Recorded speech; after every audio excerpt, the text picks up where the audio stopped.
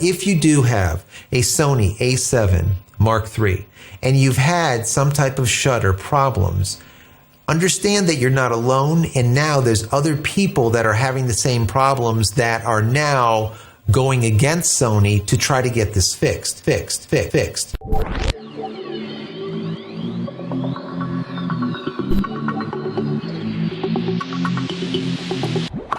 Hey everybody, welcome back to the channel. Thank you so much for once again joining me for tea time. Today I do not have any tea. What's going on? Oh, I already drank it. I hope you're hanging out with me, having your cup of tea, maybe a cup of coffee, maybe something harder. It's getting closer to afternoon. It's definitely afternoon somewhere else on the planet. So anyways, today is going to be an interesting one. Today we're going to be talking about a class action lawsuit that was levied against Sony because of the Alpha 7 Mark III. Now you guys know that I've always been a proponent of the Sony a7 III. Some people would ask me, what camera should we get? We want to look at a mirrorless option, full frame. For many years, I always said it was the Alpha 7 Mark III because I did think that it was the best value, the best bang for your buck at the time. Now, with Nikon having all of their mirrorless full frames as well as Canon, well, now there's more options, okay? And now we have to look at what type of camera you're looking for. But the Sony a7 III is still a phenomenal camera. Well, there's a class action lawsuit that was just levied about 3 days ago, and we're going to go into it today. I want to read through it. It'll take me a little bit, but I think it's interesting, and I'm going to do a little commentary over it because I think that, well, let me just say, I don't know if it holds water, but I want to know your thoughts in regards to this lawsuit because it is very important and it could be extremely impactful when it comes to Sony if they end up losing it and having to dish out a lot of money due to this class action. So before I get into it, I want to say that if you haven't downloaded my ebook as of yet, why the hell not? Go download it. It's free. 10 tips at making tack-sharp images. There's something there for everyone. It doesn't matter if you're a professional, if you're a pro-am, or if you're just simply an amateur. 10 tips at making tack-sharp images is for you. It is free. You will find some value in it. I guarantee it. So go pick it up over at JCristina.com/ebook. Once again, JCristina.com/ebook. Go grab it. Anyways, let's get into this lawsuit and we'll start talking about it as we go through it. This lawsuit was filed March 26th, 2021. Now that date is very important going forward because we have to use that as a reference point for everything that's being said in this complaint. All right, so let me start out with this person that's leaving it. It's John G, because I don't know how to pronounce his last name. I don't want to butcher it. Anyways, John G is filing this lawsuit. He is the plaintiff against the defendant, which is Sony Electronics Incorporated. The plaintiff alleges upon information and belief except for allegations pertaining to plaintiff which are based on personal knowledge. So let's start out with who the defendant is, which is Sony Electronics Incorporated. It says manufactures, markets, and sells the a7 III camera, which they call the product herein, described as the, quote, the vanguard of mirrorless camera movement because they are the most accessible full-frame system on the market. Now, is that the case? I don't personally believe that to be the case. The most accessible full frame on the market. Remember, this is for March 26, 2021. I don't believe that to be the case. Anyways, let's move on. Here's a picture of the camera, and we move into the mirrorless cameras in general, and they give you a background. It says, before digital electronic sensors, all cameras used film to capture images. Cameras contained an inside mirror to reflect an image into an optical viewfinder. Yes, that is the OVF.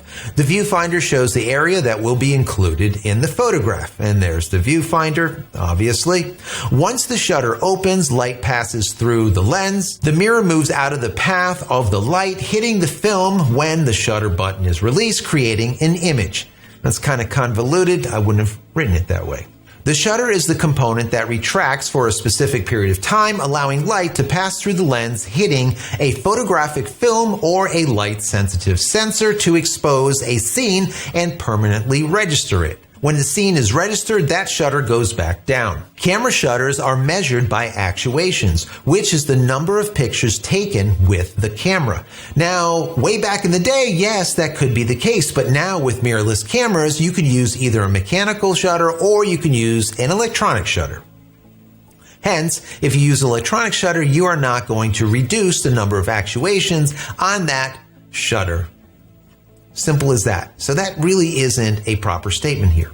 Now, they continue by saying this is a relevant metric because for each picture, the shutter flaps open and closed for an exposure. Once again, that is not necessarily the case anymore with mirrorless cameras, and this is what they're trying to talk about here. We're talking about mirrorless cameras, not DSLRs. Moving on. A mirrorless camera has all of the attributes of previous generations of cameras, but without a mirror. Then they show the DSLR, and here you have your OVF, and then you have a mirrorless camera, which of course you do not have that because it uses the EVF. Now, the absence of a mirror increases the camera's speed and allows it to be smaller and lighter than a traditional digital camera, or a DSLR, or a digital single reflex camera. Now, we know that's really not the case anymore because DSLRs and mirrorless cameras are about the same size. And mirrorless cameras are actually getting bigger. Why? Because they need more room. Why do they need more room? Heat dissipation, right? There's too much heat in these damn things. They want to go to 8K. There's no room to be able to reduce that heat. And unless you're going to have an inlet and exhaust, it's not going to happen, right? So the whole size and smaller and all that thing, it's not really the case anymore. Moving on.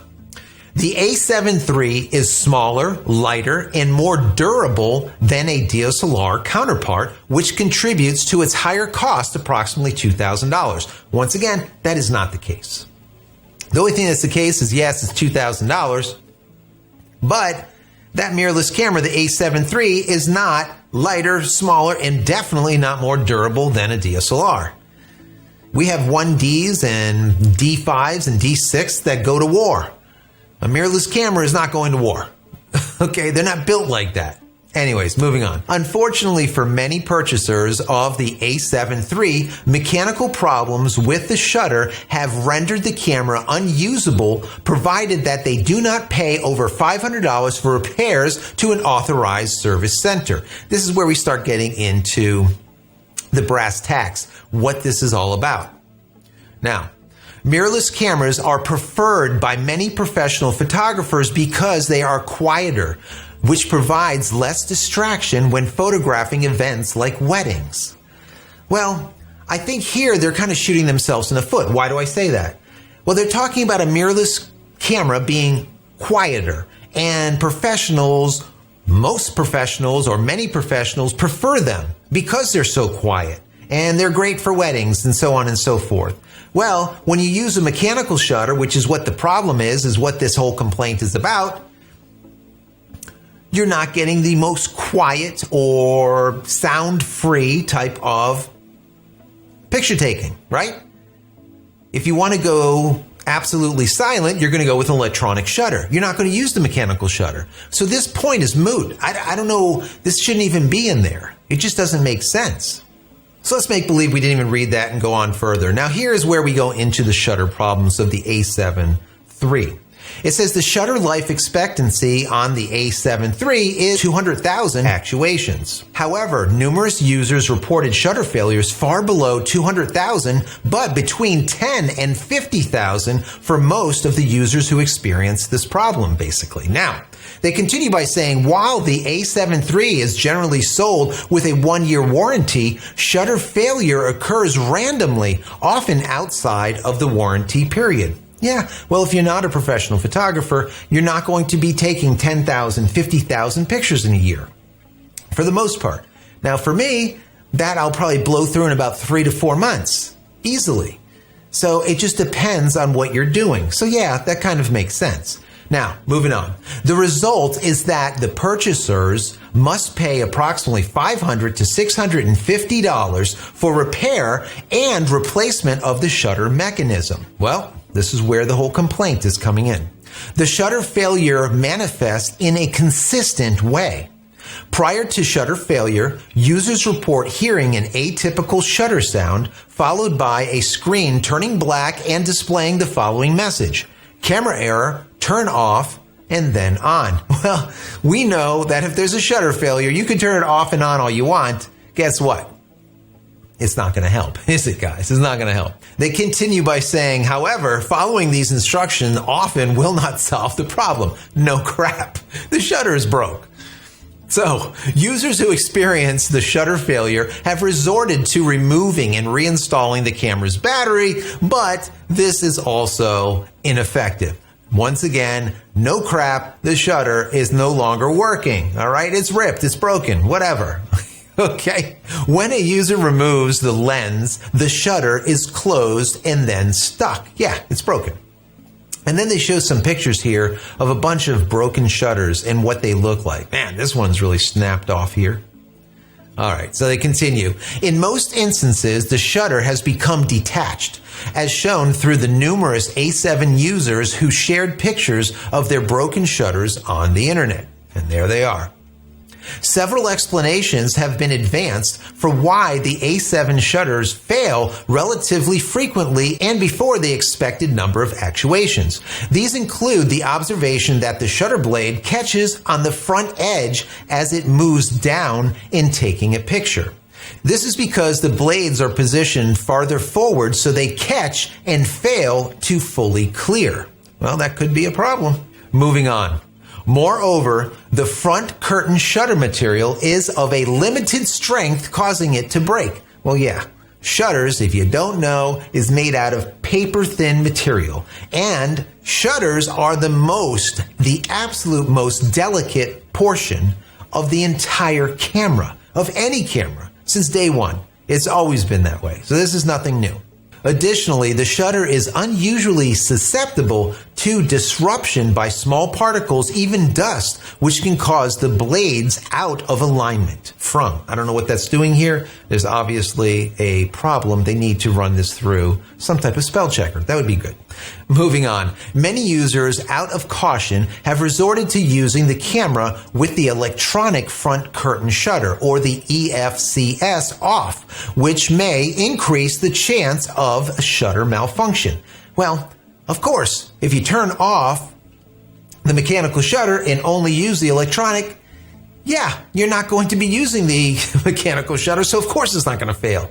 Kind of stupid, right? I don't even get that. Anyways, when the EFCS is on, it shortens the time lag between the shutter release and helps reduce shutter noise when taking pictures. Yeah, you're using an electronic shutter. However, the EFCS is one of the main reasons for purchasing the A7III, and having to refrain from using it diminishes the camera's utility and value.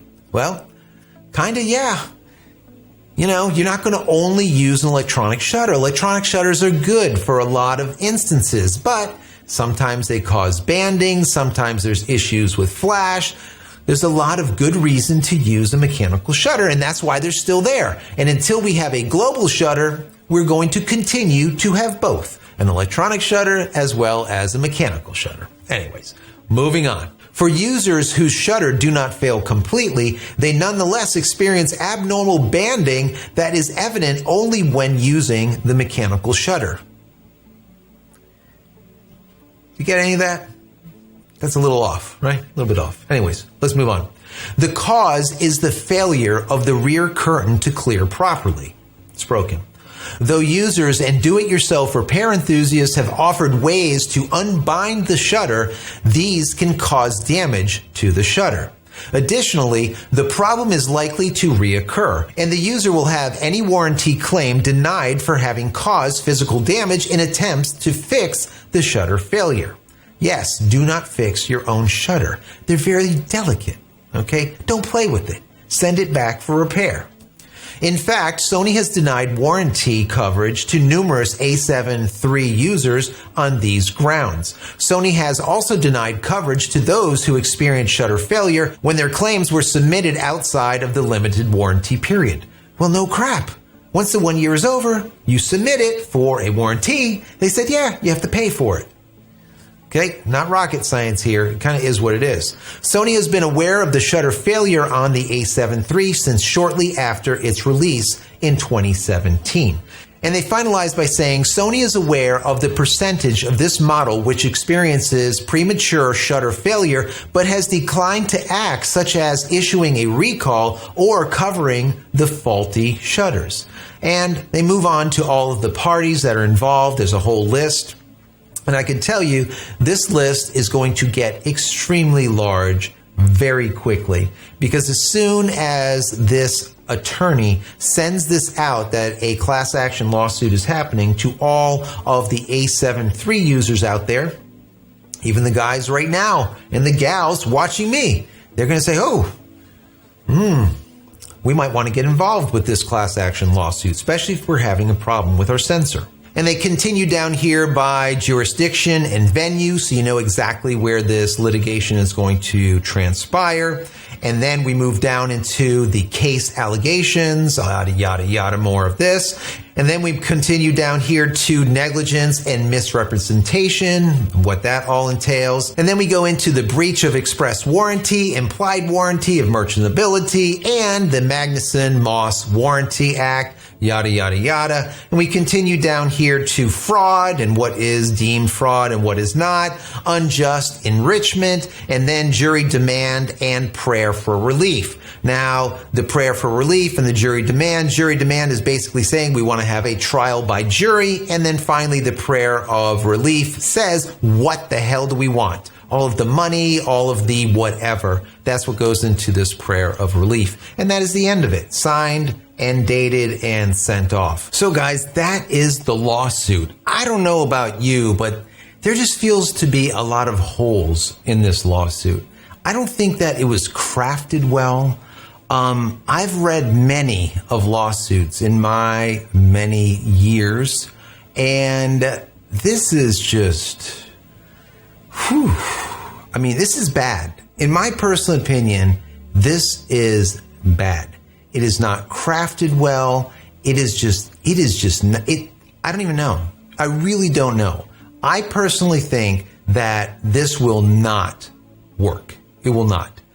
The only way that this could possibly work is if there are additional motions that are sent in against this, and all of a sudden the list of people that are being represented in this class action goes from like a couple hundred to like 50,000 people or something. Then I think it would get some legs behind it. But the way it stands right now, it is just poorly crafted. Some of the things that they say is just blatantly just incorrect. They're just untrue.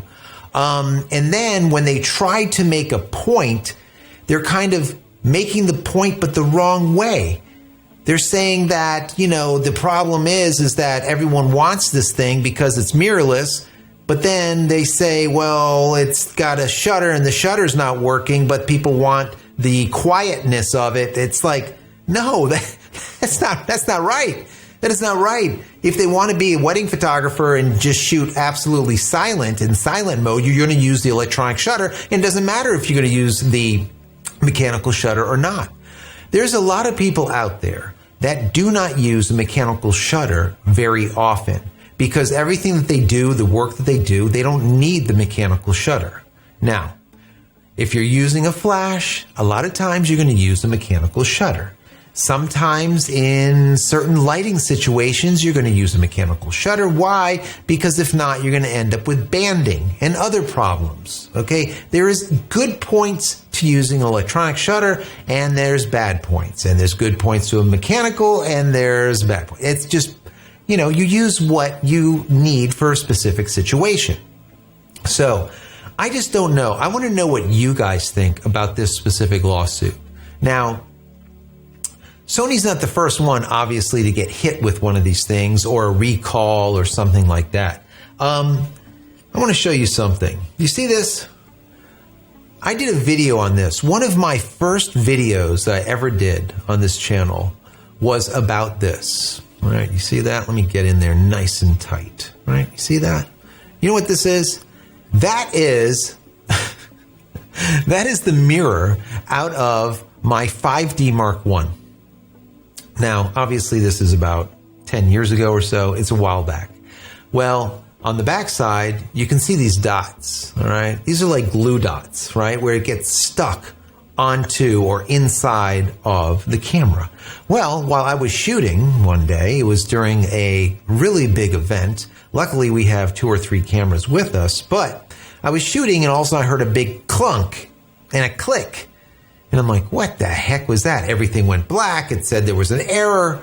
I'm like, ooh, that did not sound too good, right? So I turned it off, turned it back on like they tell you to do. And it's like, doesn't work. Everything's black. Why is it black? Because the mirror is gone. It's not, as with an OVF, it's reflecting what it's seeing out the lens. It's reflecting it through your OVF with the mirror. So it literally just shot out of the camera right inside of my 70-200 that I was using. So I popped off the lens and I'm like, what the heck is going on? And inside the lens, I can hear this rattling and I turned it upside down and this fell out. So we had a camera that was around $2,400 or so. And then we had a lens that was in excess of that. We had about $5,000 worth of gear that we were dealing with this thing, right? Rattling around inside of my lens. So I ended up having to send the lens as well as the camera back for repairs. Now they weren't going to repair it, but luckily I had the channel. I talked to a lot of other people that had the same problem. And within about 4 weeks time, all of a sudden they started repairing them. And I let everyone know about it. And a ton of people send their 5Ds back for repair. Basically what they had to do was pop out all of these mirrors and then replace this adhesive. Those little black dots. That's all that it was. But they had to replace that. So Sony's not the first camera manufacturer that's had recalls. We know Nikon has had a crap load of recalls. Nikon is like the recall king. They had so many problems. They had one camera that was recalled like 3 times in a row. So everyone has these problems, but unlike what's happening here with Sony, they didn't have a class action lawsuit levied against them, where Sony is in this case. And like I said, I really do think that it's a poorly put together piece of litigation. All right. I don't think. And once again, if they include additional motions that are actually written well, not like this hill of garbage, in my personal opinion, I think it could have some merit. And also, like I said, if there was a lot of people that got into this class action lawsuit, it would also grab some legs behind it and be able to run. But as it stands right now, I just don't see it, guys. I want to know your thoughts. What do you think about this? Do you think that this is going to hurt Sony? Do you think that Sony's going to look at it and be like, oh my God, their attorneys look at it and say, geez, yeah, go ahead and we'll litigate it. You want a jury trial? Yeah, go ahead. Because we'll beat this literally in the first 2 days, okay? Because as it stands, this doesn't look good, okay? So what do you think will happen with it? Do you think that they'll just pay up a little bit? Or do you think that they'll just do like a recall and say, you know what, instead of going through this, maybe we'll just settle out of court and do like a recall? Because we actually do know that since 2017, the A7III has had this issue with its mechanical shutter, and we're going to replace it. I just, for some reason, think that Sony, having the gazillion dollars that they have in the bank, can afford attorneys that will just crap all over this, okay? And they won't even bother with the class action, all right? They'll literally just kill it in no time, just because this is so poorly put together. That's what I think will happen. But I want to know what you think. Do you think that this has merit? Do you think that it'll have, let's say, additional legs if they pulls in, let's say, 30, 40, 50,000 plaintiffs? Is that possible, since it is a class action? What do you think will end up happening? What do you think Sony will do? I want to hear from you. I wanted to get this out there because I really would like to say, most importantly here, first and foremost, that if you do have a Sony a7 Mark III and you've had some type of shutter problems, understand that you're not alone, and now there's other people that are having the same problems that are now going against Sony to try to get this fixed. So if you're one of those people that are outside of the 1-year warranty period and you're underneath that actuation limit, let's call it, and you're starting to hear problems, I would probably say switch that camera over into electronic shutter only for right now. Use it like that and write into someone, maybe even to Sony, and say, hey, I'm having a problem. I know it's past this period. Can you help me? Them knowing that there's a class action lawsuit already out there, they might say, you know what? No problem. We'll take care of it for you. We know that it's past that 1-year period of time. Send it in. We'll see what needs to be done and we'll take care of it. They might just do that. I mean, I would if I were them. So it's something to think about. All right. So if you do have that a7 III, check it out. See how it is. Take a look at how many actuations do you have on that shutter as of now. Is it a lot? Is it a little bit? What does the shutter sound like? Is it a little bit off? Are you having some type of, sometimes you'll see that the shutter will stick. Are you having any kind of stick shutter problems where you'll get a little band at the bottom, all right, where it hasn't come up and down properly on some images? That is like the precursor to crap hitting the fan. Okay, it's getting close. Or when you start hearing like a weird shutter sound that you normally don't hear, you know that it's really close. If not, it's already failed. All right. So it's just things to think about. And I wanted to bring this, like I said, to your attention. So if you are a Sony Alpha, an a7 III user, you can possibly have this rectified just like I did with this mirror. They weren't going to do anything about it. And literally about a month after working on them and gathering together a bunch of people, they did. And I got this replaced for free. And I got hundreds of other photographers their 5Ds mirrors replaced for free also. And many of them were past the warranty period. All right. So it just takes 1 or 2 people to stand up to these companies and things happen. Okay. Things happen. So I want to hear from you in the comment area below this video. Tell me what you think. Let's have this discussion. Where do you stand with it? Also, once we're done talking down here, go to community.jcristina.com. Once again, community.jcristina.com, and let's continue the discussion over there at the Creative Discord server. It's an awesome place for creatives to hang out. Doesn't matter if you're a video guy, photo, or a tech head. There's hundreds and hundreds of great people over there. There's absolutely no trolls, just freely giving their knowledge. So check it out. Also, if you have not subscribed to the channel as of yet, please do so. Why the hell have you not? Subscribe. We got like 450, 500 videos or something, a lot of good content. Subscribe, and if you are already subscribed, click the little bell icon over here. So when I come out with a new video or if I go live, you'll be notified of it immediately. Also, if you guys want to contribute to the channel, you can just click the join button right below any one of my videos.